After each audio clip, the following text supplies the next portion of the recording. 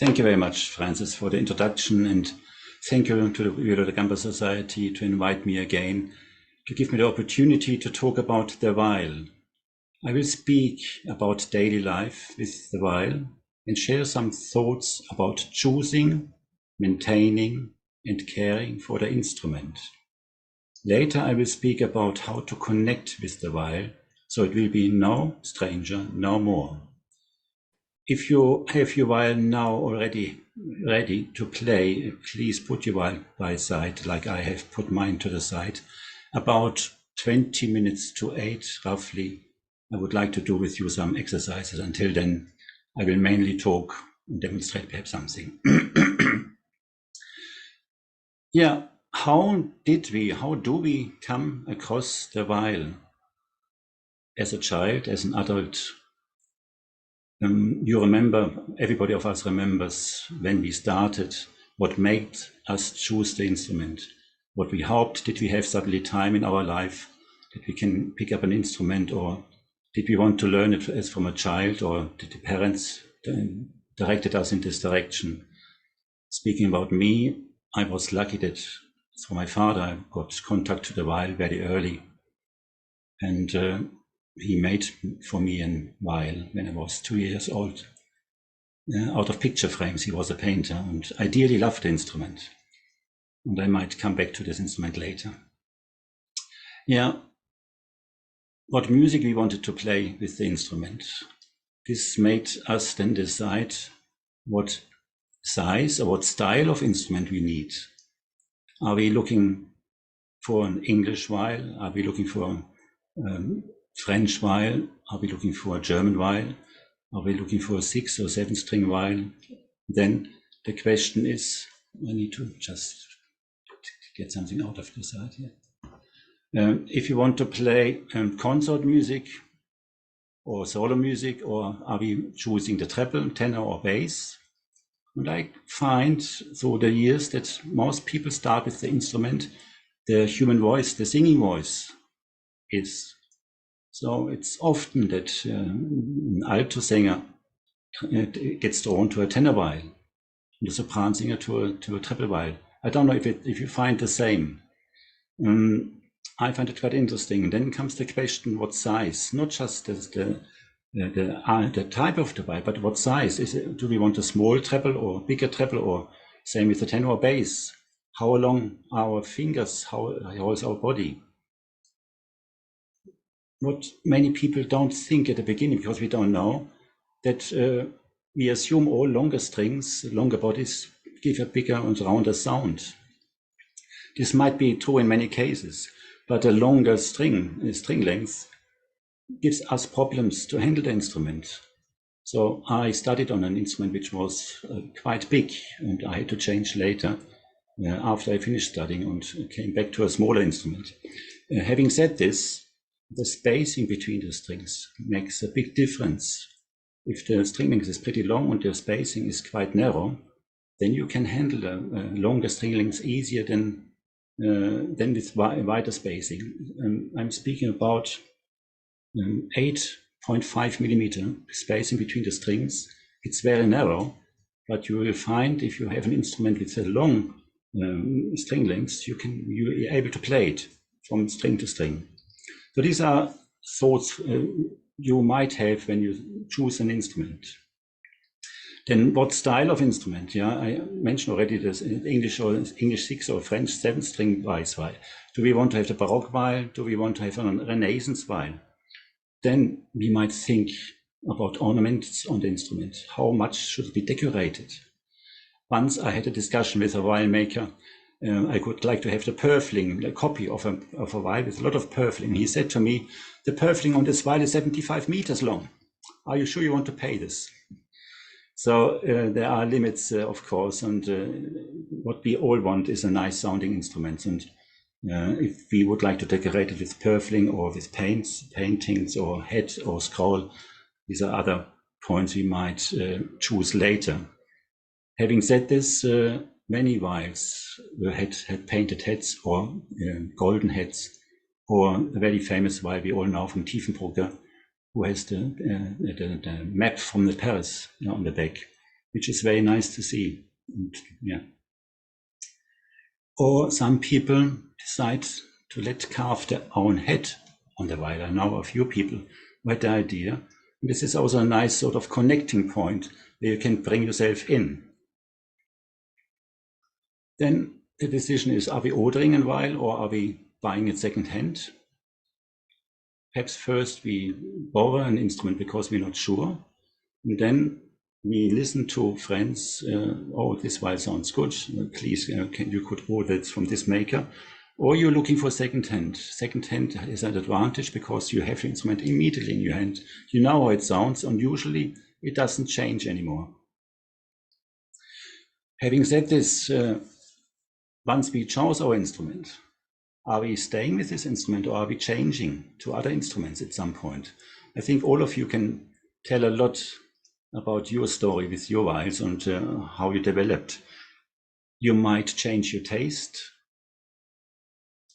You might find the instrument is not giving you what you expected. You might be disappointed. You might find you can't connect. This can also happen. This doesn't mean the instrument is not good. Another person would be very happy perhaps with this instrument, and this instrument is not for you. If you find this is the case, then I wouldn't waste too much time to hold on this instrument. I would give it and pass it on and look for another one. Yeah, having said that, the style and taste changed. And when I remember when I started, all the circle I was in, or my father was in, the people played, of course, with steel strings and nylon threads. I think some of you might remember this, but it was a big change going to gut strings. And yeah, and of course, instruments were much heavier built. My first bass violin was very heavy, and I had just a soft case because otherwise I couldn't lift it up. Later it became also for a short time a very heavy wooden case before I got my first 7-string bass violin, which was very much personalized because my father painted on this instrument to the horror of the violin maker. He wanted not to put his name in, but I liked it, and I said, yeah, you will be sure when I play this instrument, everybody might be shocked, will ask what instrument is this because it's very unusual and you will get more orders. So he put his name in after all. But I don't have this instrument anymore. Yeah, having said the nylon strings and gut strings, you might have, perhaps some of you have nylon strings. If this is the case, I would really recommend to change them. They have a big influence about the sound. I wouldn't have guessed it. But once I changed on one instrument of mine, the nylon strings to gut strings, not telling anybody, on the next rehearsal in the group, I played the instrument and the people were surprised how this instrument sounded because they didn't understand what was the difference. And I just changed the frets. Now, maintaining and caring about your violin. I'd like to share a few thoughts about this with you. You might think about this, or some parts will be new. I'm starting with the pegbox and pegs. We know it from some lute players and also from violin players. Sometimes it looks like they got I don't know how to say it, curly hairs in the pegbox.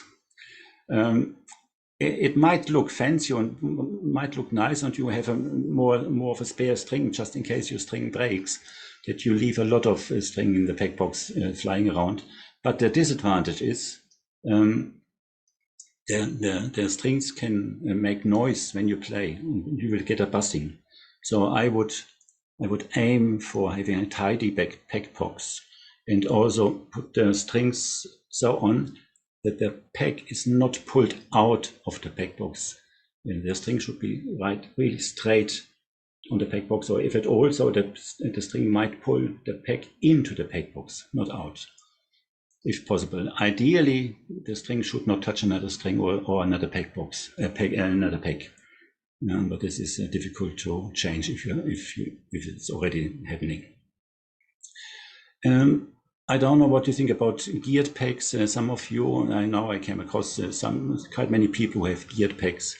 It's a very nice help and it feels good, and you can tune much easier but I don't use it for myself. I would like to have my vial like it was 300 years ago, and make sure that the pegs move smoothly, and use peg paste or crane, whatever needs to be done, so they move smoothly. If they're a bit tight, you can use a tuning key, which is already mentioned by Michael Pretorius as a tool you can use if it's too hard. I find it very hard on the violone,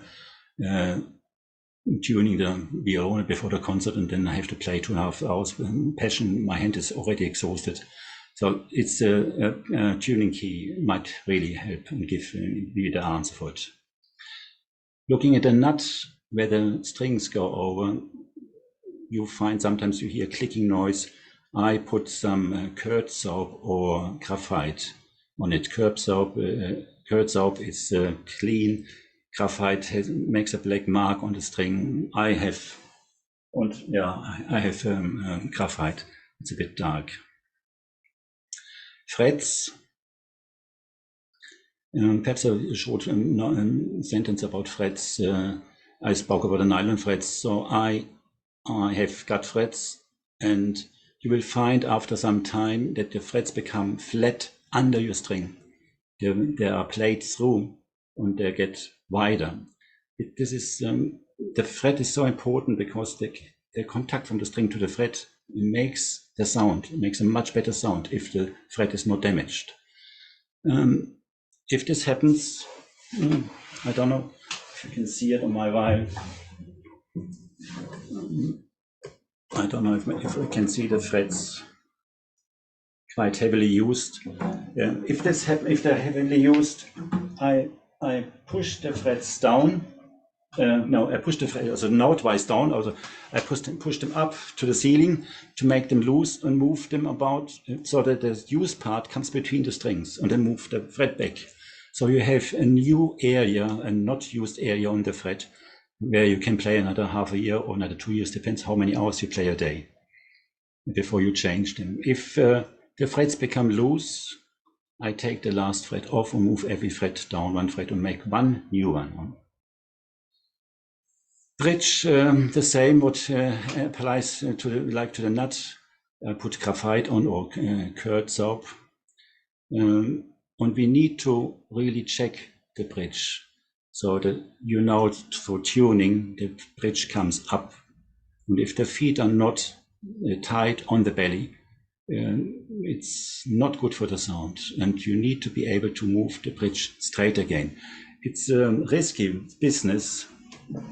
And I do it normally by holding the violin in front of me and have 6 fingers under the bridge, and with the thumbs I move my bridge downwards. I had a very hard lesson. I done this many years ago by my father, and I wanted to show off that I can do it really nicely. And of course the bridge fell over to the shock of myself and my father. But things like this happened, never happened again. You have to straighten your bridge occasionally. Sound post also is changing, or the physics of the vial through the years, especially if you have a new vial. The sound post needs to be checked after 2-3 years, so it's not too tight or too loose. Sometimes you will find the sound post is falling over, then too much changed in the instrument, and it needs to be replaced or made new. We need to look for cracks regularly, just in case something happens there. And I would advise you to go to a vial maker for these checkups, so your vial is in really good condition.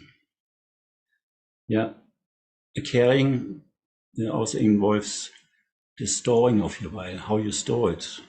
Where is your vial in your home? Is it on the wall? Is it in a case, in a vitrine? When you go on holiday, are you loosening the strings or leave them? So if they're in the case, I have them in the case, is the safest place, but then I lay the case flat. On the wall is very nice, so make sure that the sun in the winter, when the sun is low, not reaches the vial, because this is not good. The vitrine would be very nice because you can with a glass door, you can make a nice steady humidity in the vitrine by closing the door. When you go on holiday, I lose the strings, or if you don't play the viol. If you have many viols and you don't play this type of viol very often, then I would lose the strings between. Then we need to look at the environment, about the humidity, dryness, sun, and heat. Of course, we all know that we want to avoid the heating, but the heating is not just, the viol should not just stand next to the heating. If it's cold around 5 and minus 0 and minus degree, it becomes very, very, very dry. I use the best place, and in my case is I put it in a case and I have a damper. I put a damper in my. There come different sizes. For my part, it's a treble viol. For the bass viols, the bigger. It's a little plastic tube with holes and some sponge in there, which you put in water. Make sure that it's not dripping and it's dry outside. You don't want any water in the corner of your viol inside. But this is a good method to do this regularly.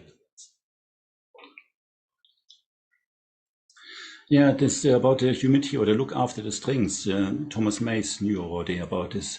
He mentioned, or he advises to put your lute in the bed under the duvet, which might be quite good for the lute or the viol, but very dangerous at night if you forgot that you put your viol there. So make sure to have a safe place for your viol at any time. Yeah, our instrument is made from a living material, and the wood is always responding to the environment.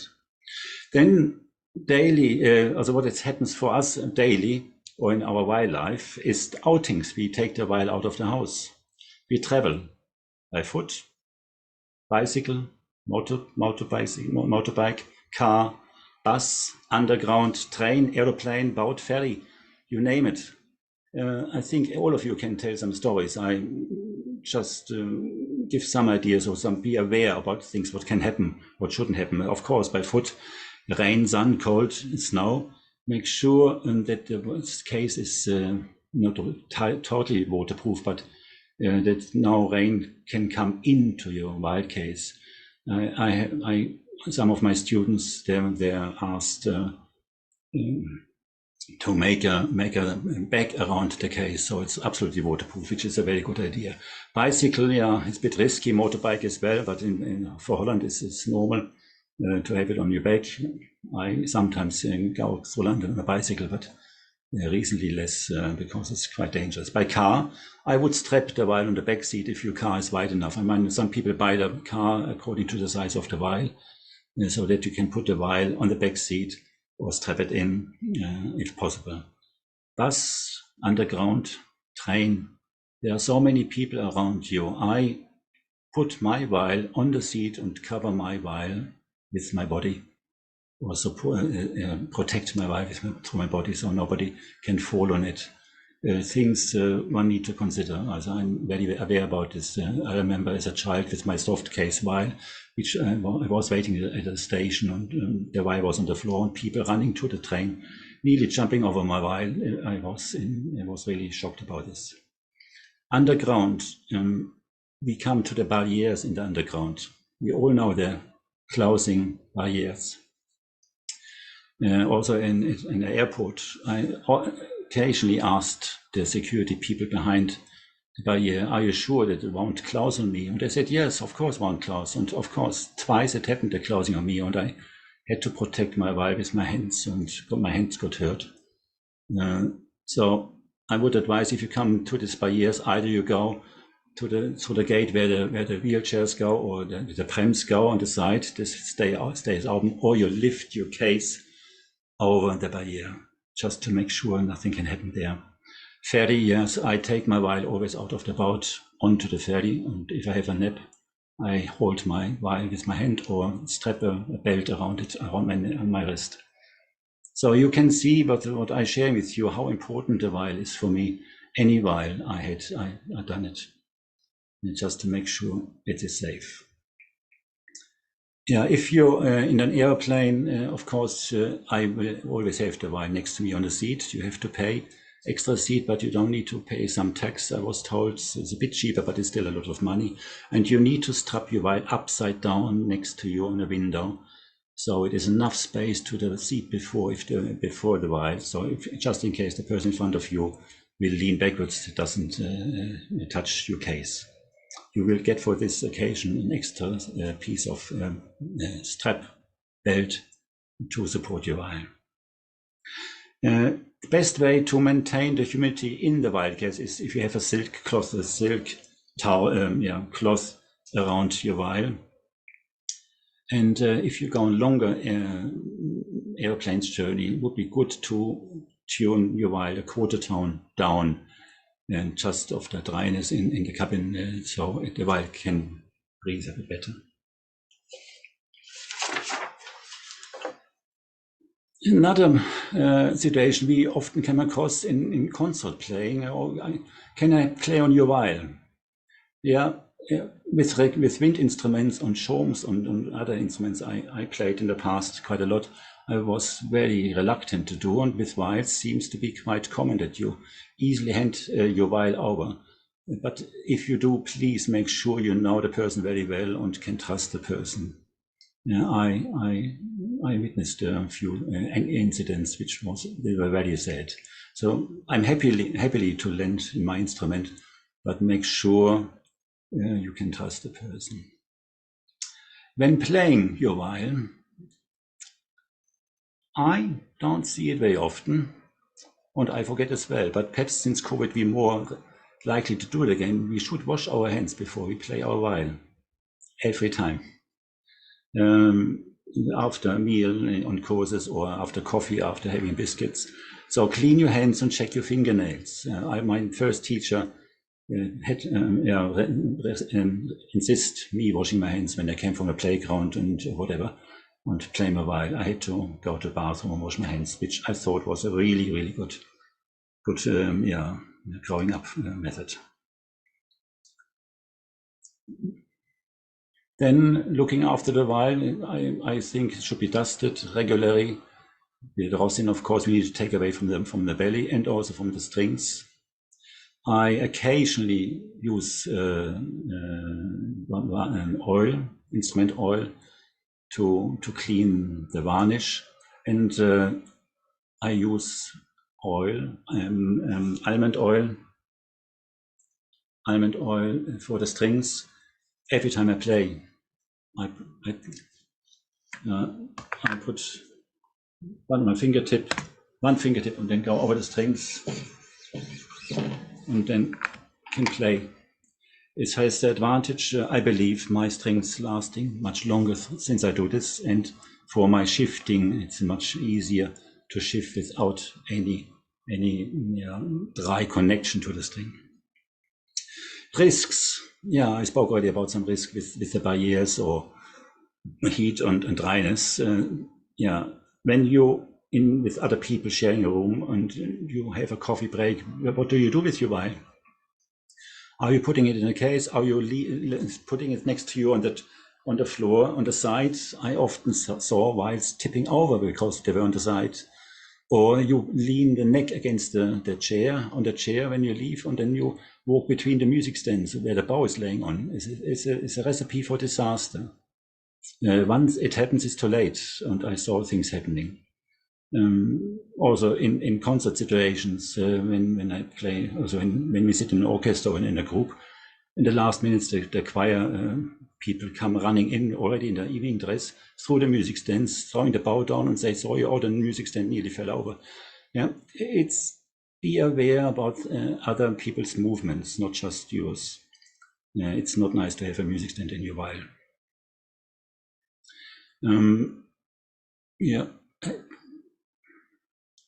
So I would put my violin in a case and close it in the breaks.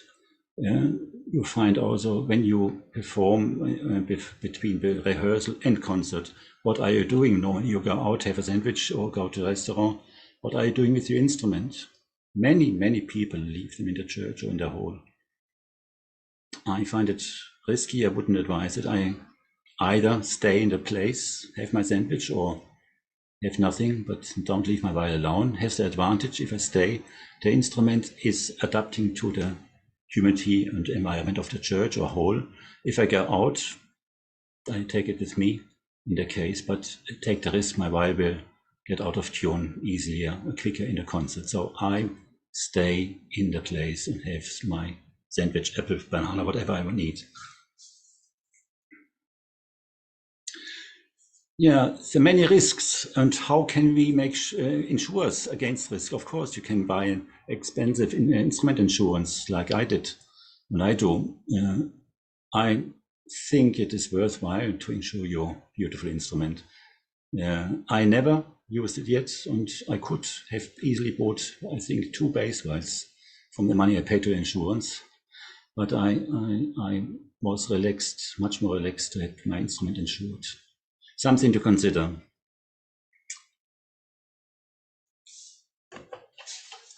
Now, coming through connecting to your viol. Of course, to connect to your viol is we need to spend time with the instrument, playing it so often as we can, practice, having lessons. I would say we need definitely lessons at the beginning or also later in life. I'm not having lessons anymore, but I'm learning from others. I'm watching others playing concerts, colleagues, listening to recordings. And I learn also from my students when I teach.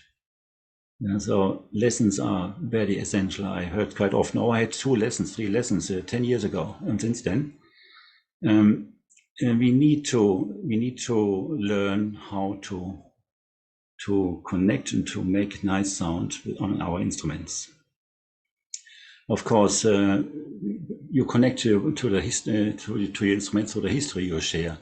You travel with the instrument, you play with friends, you play in concerts, in groups, and you take your instrument with you. You share memory, including recordings.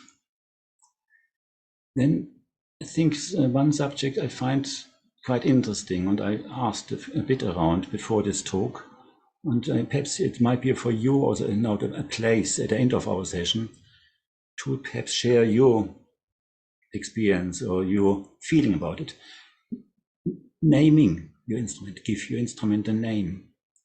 Nobody says this on the course, my instrument is this name. This is something very personal, very private. I know from a few, for example, one lady, she calls her viol My Leo. My Leo, this is her viol since 40 years on this, and she speaks about very often about this, naming the instrument. So you make a personal connection, connecting to this. I sometimes had just one treble viol, so it was my treble.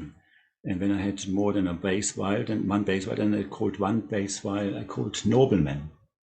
The Nobleman, there's a title from a Chopin Fantasia with my English viol, and it reminded me on this piece. I have a golden viol, meaning a viol with a golden head. I called it just my golden viol. So it's interesting sort of how you name your instrument, or if you don't name it, what feeling, what connection you have. How important is your instrument for you? What does it give? What do you get from it? I think that everybody from you can tell a different story. For me, it gave me my life.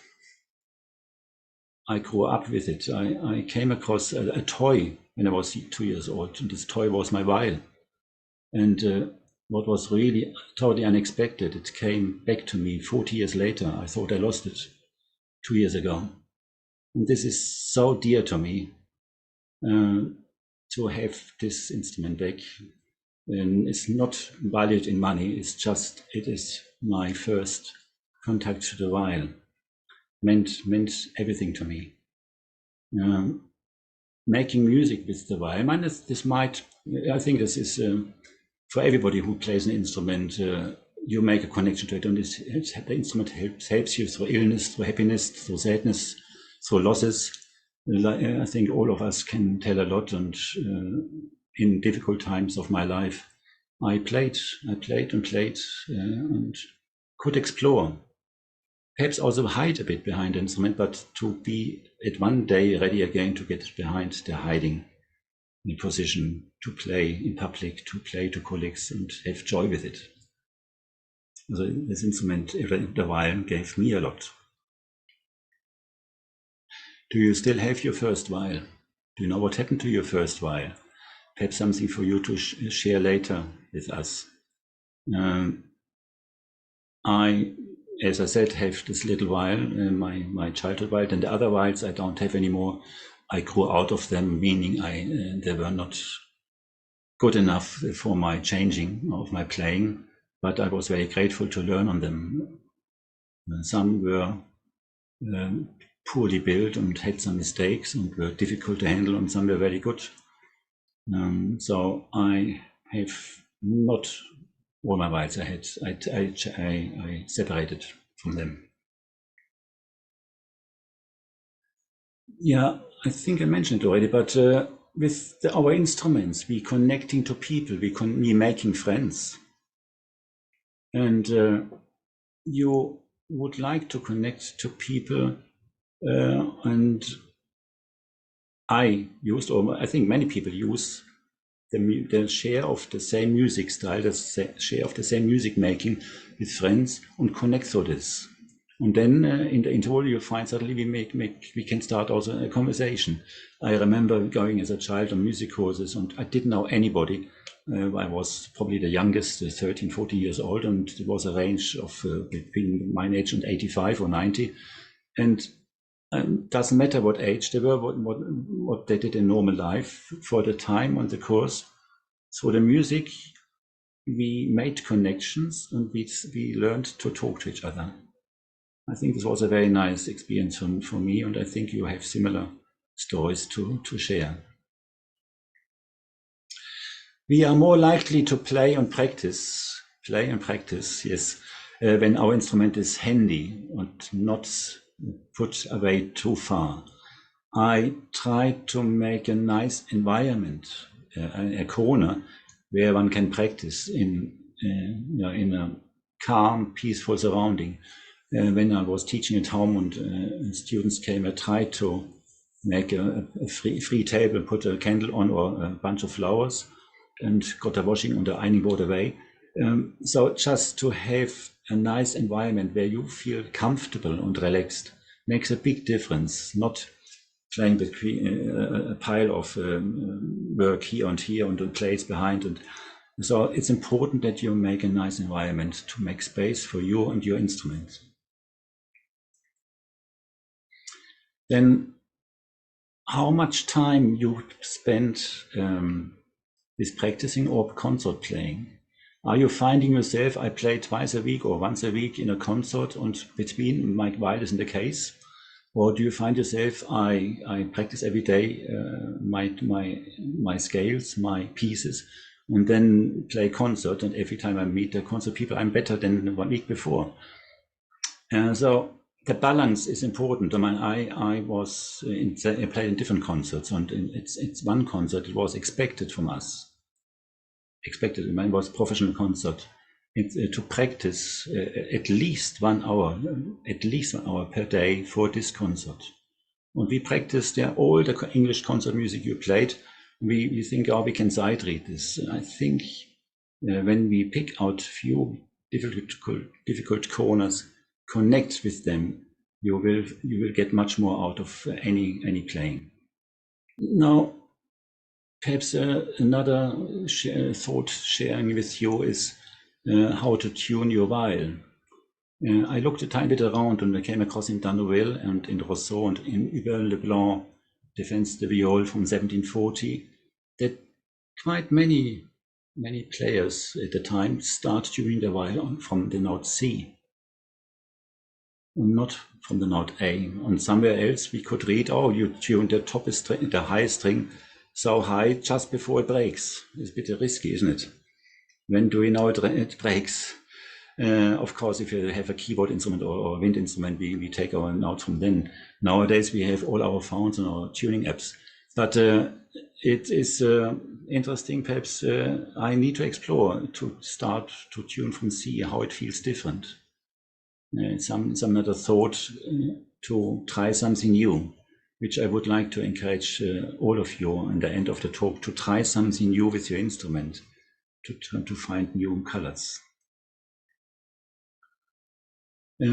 Also, Hubert Leblanc mentioned that when you should tune your frets in the key signature you're playing. We normally don't do this. We have frets and trust them. If you tune them between, this is very rare, but we should tune regularly our frets according to the key signature we're playing. If we don't want to move the frets too far every time, we could use split frets. I think you can see them perhaps. Fret 1, 4, and 6. I split on my viol. It takes quite a long time to get used to this, playing the sharps lower and the flats higher. But this helps immense to be better in tune, at least when you play a third in a finer cadence. So this is roughly a short description about daily life and worries with the viol. Now I would like to come to connecting to your viol. And the first thing when we play our viol, we're holding the viol. And I saw so many ways, so many different ways how people hold the viol. Everybody's body is different, every viol is different, so there is not one right way for everybody. So you need to find what suits you. Of course, what should guide you: never, ever have pain in any situation of your viol playing. I don't know, I hardly try to say, say plus 50 years, I don't know. I play my whole life the viol, and I had never, ever pain in all my playing. And I practice sometimes 8 hours a day, sometimes 6, sometimes 4, sometimes nothing, but I never had pain. So make sure that you have a comfortable chair, that you find a comfortable position holding the viol. The main on the bass, I'm speaking about the bass now. If I take my bass, we know the left foot is in the front, the right foot a bit behind. I have my viol quite close into my body and quite close. So the right leg sticks out quite a lot. And very important, I find, is this corner of the viol is the level of your left leg. If this is the case, you will never hit your leg. You can try it out later. I might just demonstrate now, but you can try it out if you like. It's quite close. So I have 3 points, touching points, also at the part of this leg here.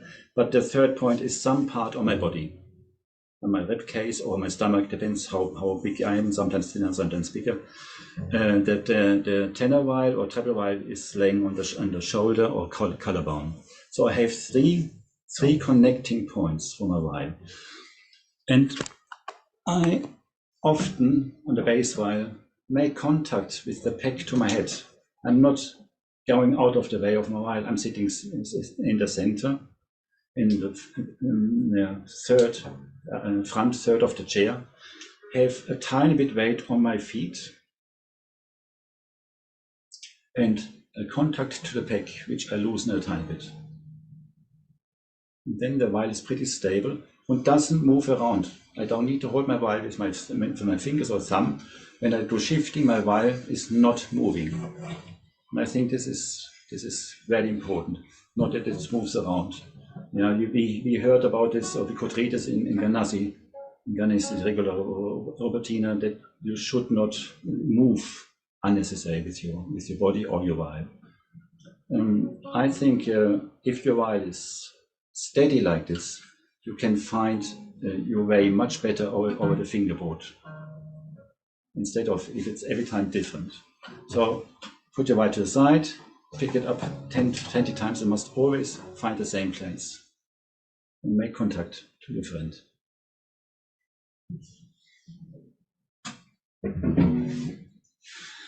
Yeah, now the time is running away. Yeah, sorry.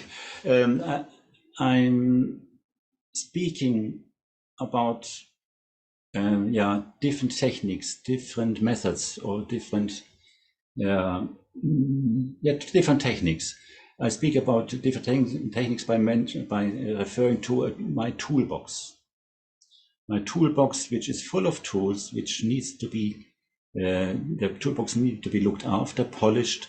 What I mean is this: so if I have take one tool out, starting notes, and then just practice starting notes until I'm happy with the starting notes on an open string. I think perhaps now we could, I'm looking at the time, I think we could take our vials. Please, I give you a minute or so to tune to 4:15. I think I tuned my vial as well. Move a bit further back so you can see better. And I will go with you through some tools to polish some of them, and will encourage you to carry on at some point in the future. Peter, before you tune, we have one question in the chat, which is way back at the beginning of the talk. You mentioned an alternative to graphite, and we didn't quite catch the name. Yeah, this was Kernseife in German. This is what did I say? Soap, curd soap. Curd soap. Curd soap. I looked it up in a dictionary. I hope it's the right translation. Kernseife. I don't know. Anybody knows Kernseife? English translation.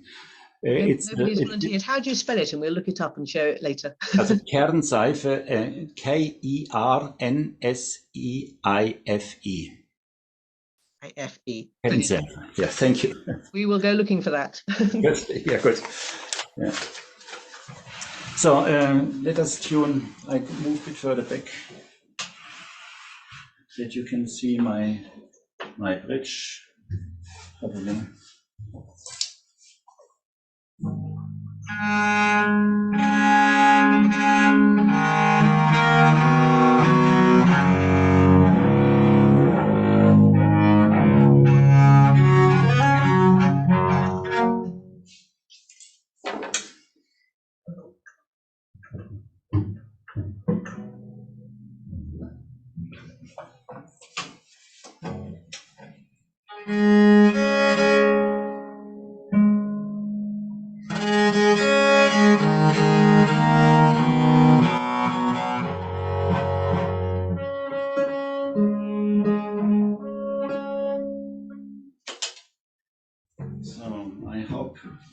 Everybody is sort of roughly tuned. You could have a tenor treble bass, a 7-string 6 bass, doesn't matter really what size. We will do a few exercises.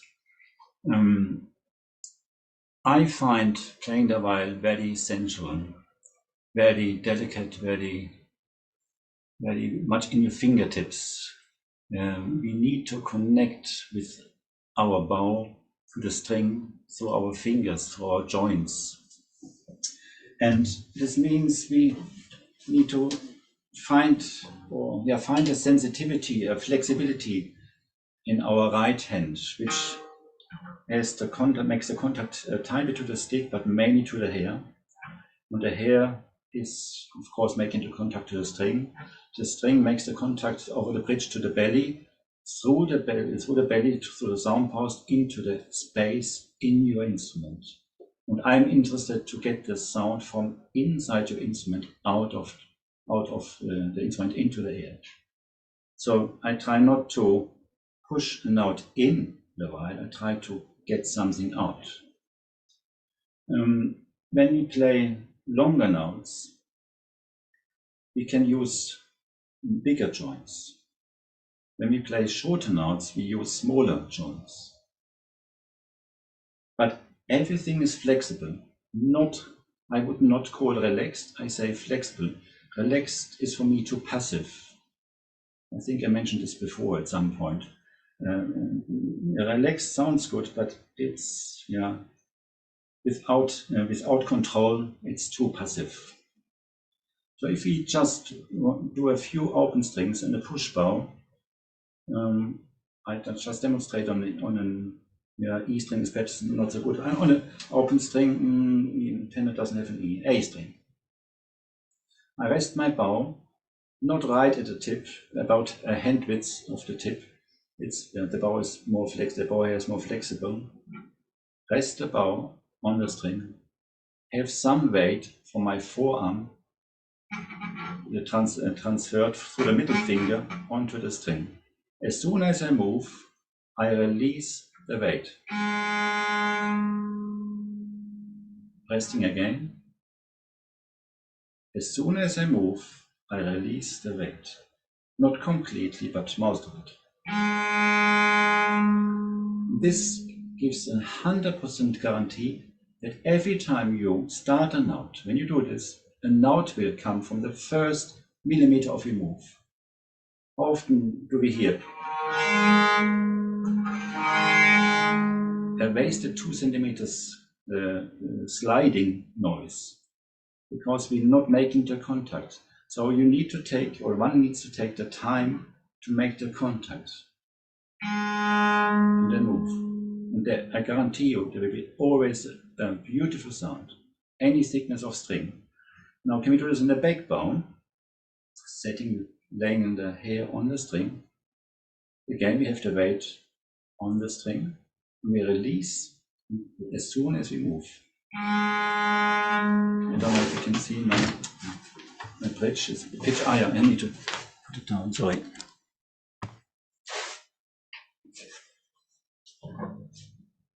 Weight on the string, release. Oh, I want to do the E, the A.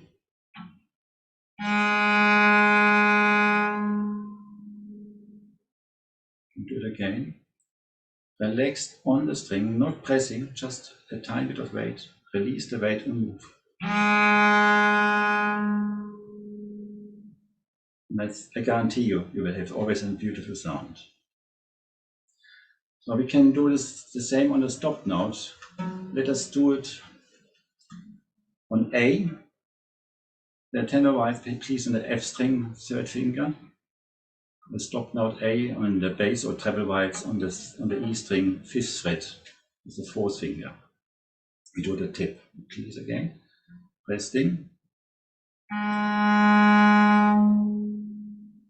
And listen to the resonance again. Resting the bow on the string. Moving. And the third time. Resting. The same in the back bow.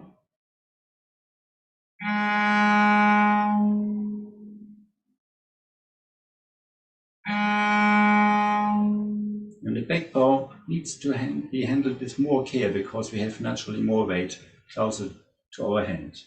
Now, what I find interesting, and I forgot about this for many years, but I came across again in Hubert Leblanc, where he said where he gave an exercise that you play one and the same note with different fingers. So I chose just now the A on the tenor viol with the third finger, on D instruments with the fourth finger. So what he means is you play the same note and move every bow stroke with a different finger on it. You can't see. I quite like to do this with you because this will open you another field to other notes.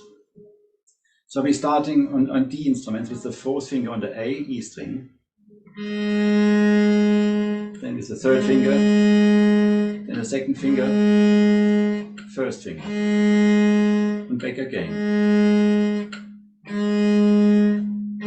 Perhaps I come closer, then you can see the fingers on the fret better. So if we can do it together, please. Fourth finger or third finger on the A, or fourth finger for everybody, also tenors, please. On every bow stroke, we use a different finger.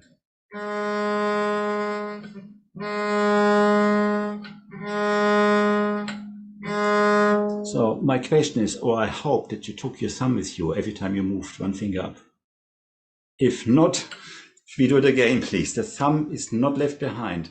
What happens on top of the fingerboard is dictated from behind the fingerboard with your thumb. So don't leave the thumb behind. So we do it again and going back again, please.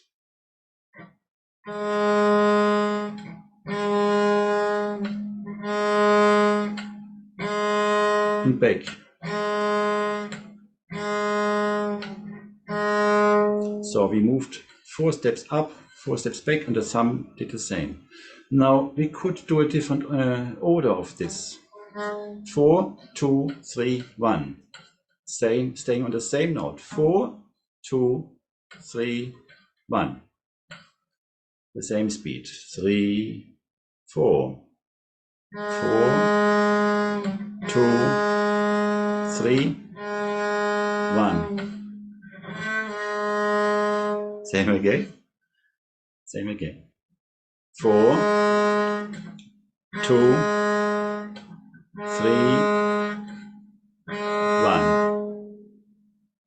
Or other combinations. Yeah, why is this exercise good? Of course, in this case, we find our 5th fret very useful to connect to the 5th fret. And when we move different fingers, it opens different notes on neighbor strings. This is something we probably don't do very often, and I would like to give you a few ideas where you can explore different positions, different qualities. You noticed earlier when you played the open string, it sounded totally different than the stop string.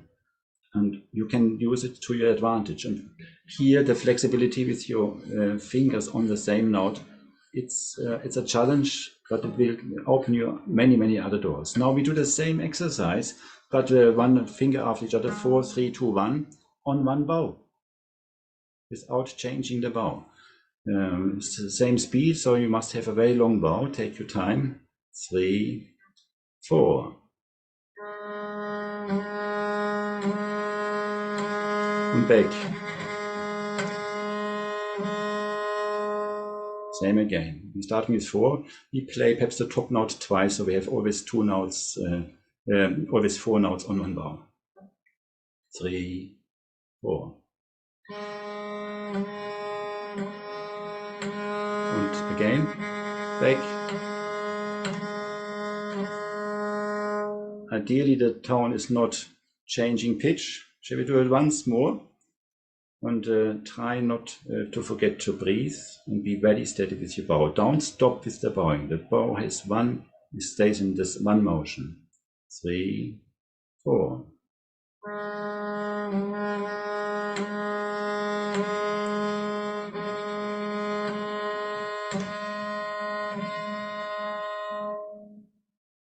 Yeah, thank you. This is something to spend some time with, I think. Yeah, there are so many ideas I could share with you, but we're running out of time. Now, I quite like perhaps a player scale, or every day is daily bread. We need to play a scale every day. We should. And I would like to play an A major scale, which might be quite challenging for some of us. A major scale with one shifting. It's on tenor or bass viol or treble viol is absolutely fine. So let us play it all together. An A major scale, each note once. 3, 4.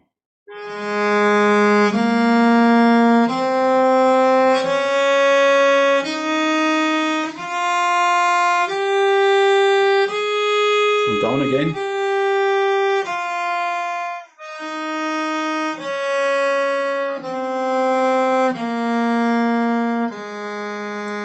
So we have 3 sharps, and I used open strings. I just cut a bit short now some steps, so we do it again, that we find the 3 sharps and we going over open strings. We're starting in an open A and going down on the open strings if you can. 3, 4.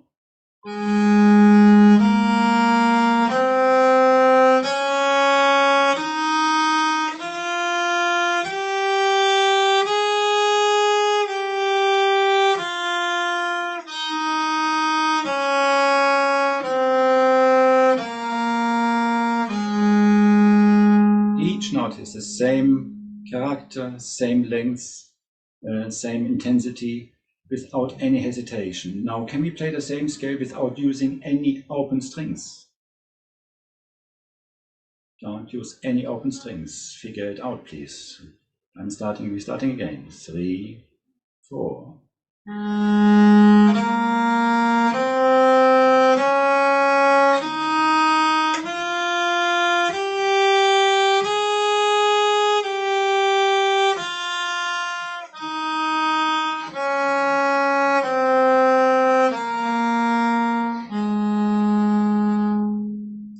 you find a more even sound because all the notes were stopped. I shifted on the top string. We could shift on the second string on the D or C, D instruments by going from the B to C sharp on the A string. For example, might be perhaps better that the high notes that we are really secure on the top A and don't do just a shifting before. So I often go on the A string already up to be there. Now I quite like to do the A major scale without shifting at all. Don't shift at all. I don't speak about chromatic fingering on the treble, please diatonic fingering, but no shifting. So we're starting already in a higher position. For the D instruments, we start with the second finger on the 5th fret on the E string. So can we try, please? 3, 4.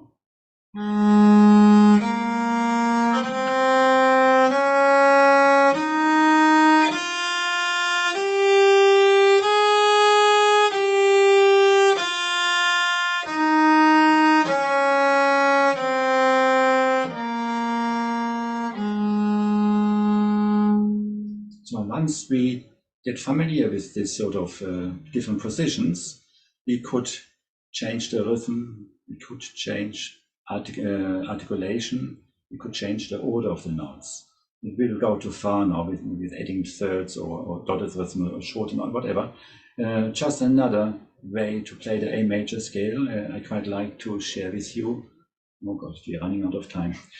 Staying on one string, play the A major scale on one string. Just in case we have no 5 other strings left, just one A string, we can still play A major scale. The fingering I would share with you is 0, 1, 3, 1, 3, 1, 3, 4, and down the same. 0, 1, 3, 1, 3, 1, 3, 4. 3, 4. 0, 1, 3, 1, 3, 1, 3, 4.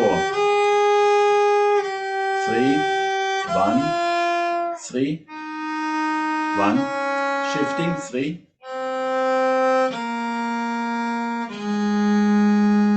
So it's a different way to play an A major scale. So far we have 3 different versions.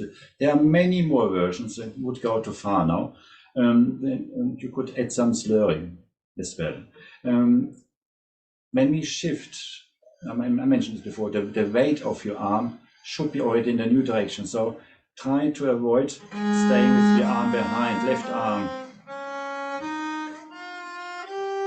This is not very efficient because you put strain in your wrist, in your hand, and your body is rigid.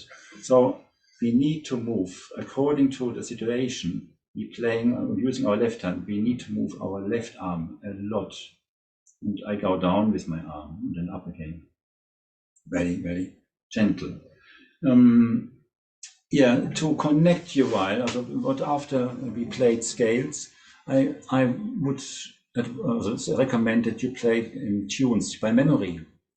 Because if you're away from your music, you can listen much closer to the sound you're making from your violin. So play so many tunes you can remember or can find by memory. And if you don't have any tunes, just explore sounds.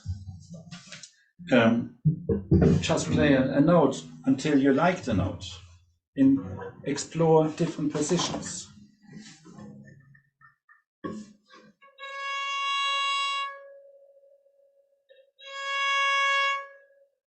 Listen to the resonance.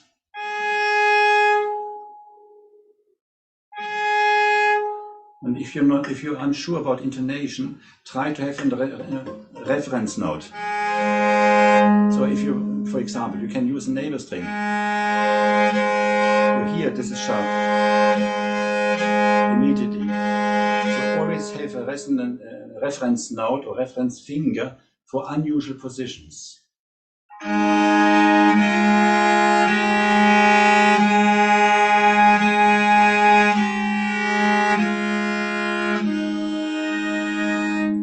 with an A you can hear if you play in tune. I'm afraid I'm running out of time, but I would like to encourage you to explore unusual places on your viol, unusual sounds or qualities of sounds you can explore, and you can enrich your viol playing through this. Your viol will be no stranger anymore when you regularly clean, polish your toolbox and spend daily a reasonable amount of time with your instrument. Keep exploring and finding new sounds. So I hope I see you somewhere again, and we can exchange experiences with new notes. Perhaps now is the time if you have more questions, or if anybody wants to share a name of your instrument, or if you have your first viol or your first encounter. I think it might be quite interesting to hear some other people's experiences. So I don't see any hands up. Nobody volunteering to name their viol for you, sadly. I do know a saxophone player who has a baritone sax imaginatively called Barry, if that helps. All right. Feel free to come off mute now if you have a question you'd like to ask Peter, or if you wish to confess the name of your viol. Yeah, so I met somebody recently. She said she named her viol after the maker or after the make. Yeah, so if it's Norman or yeah, some connection. Yeah, and I might like that here to name an instrument. It makes it more personal. I just looked up Kernzeifer. Ah, yeah, good. And it's not very promising. I've got 2 German dictionaries in this room and a lot more upstairs. Right. It just says hard soap or washing soap. Okay. Where did you find curd soap? Because curd is lemon curd. I mean, this is it didn't make sense to me either. So, but yes. Yeah. Oh, Wikipedia tells me soda soap or natron soap. All right, thank you. Anything to anybody? I don't think I know what either of those were. Yeah, a clean is sodium. Yeah, a clean white soap without too much perfume in, I would say. Schmierseife? Schmierseife.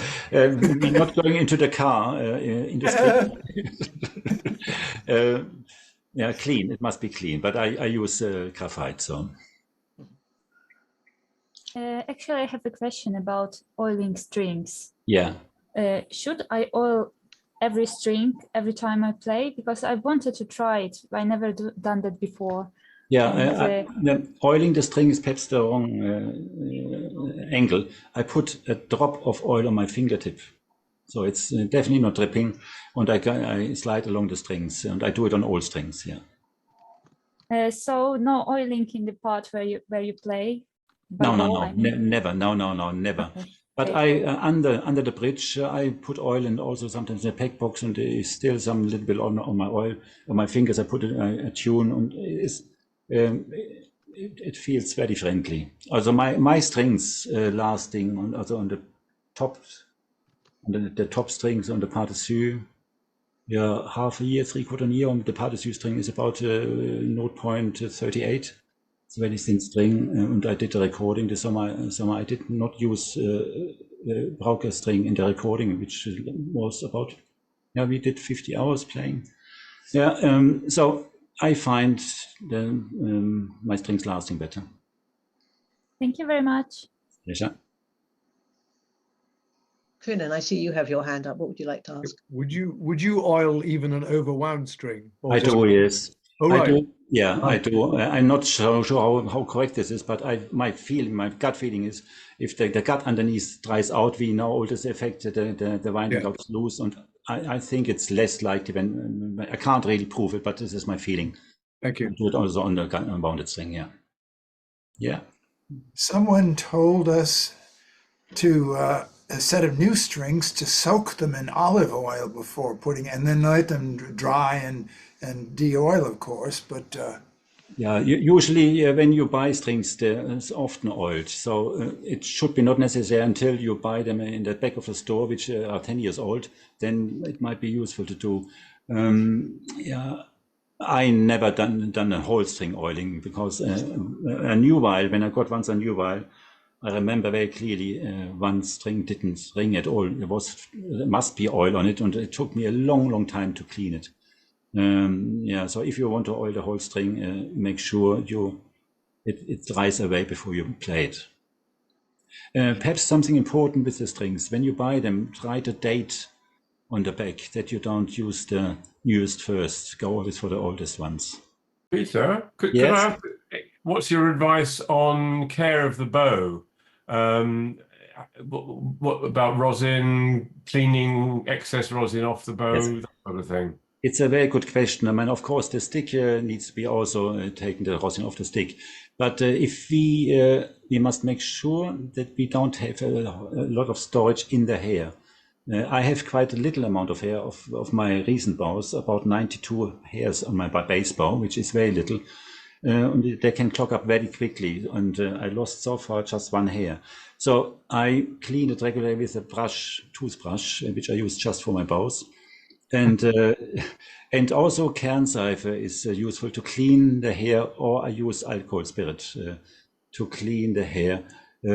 If you do it regularly, then the little hooks in the hair will survive longer, and you don't need to change your hair too often.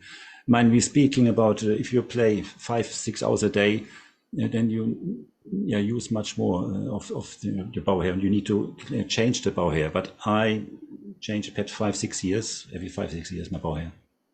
So I clean it regularly with the toothbrush and take the rosin off. Also, rosin should be not too old. I found recently a rosin which emergency is 40 years old.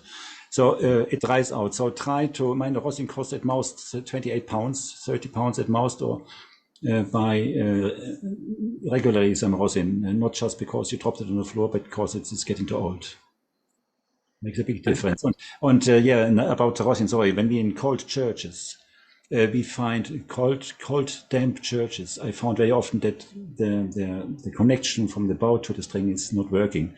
So I put my bow to the radiator, one radiator I find in the church somewhere, and people are standing there. I hold my bow between them and warm up my bow hair, and then put rosin on. And then the first half of the concert, my bow makes a good connection to the string. And are you fussy about what sort of rosin you use for different instruments? Yes, very much. The small instruments are much harder than the bigger ones. I find on my partiture I use violin, very normal, ordinary violin rosin, but much softer on the double bass violone. Yeah, I find it very important. So it looks like there are no more questions. I don't see any more hands up. Been a really fascinating session. Thank you very much for everybody who attended. I will just bang the drum on donations again, please, because it's lovely to be able to have these meetings, and every little helps. So if you can spare a few coins, you can donate on our website. I did put a link in the chat if anybody wants to have a look. Thank you very much, Peter, and hopefully we'll be able to have you again for another session at some point in the future. Great pleasure. Thank you, Francis. Thank you, everybody, for your attendance. And I wish you a beautiful journey exploring new situations, new positions on your viol. All the best. Good night.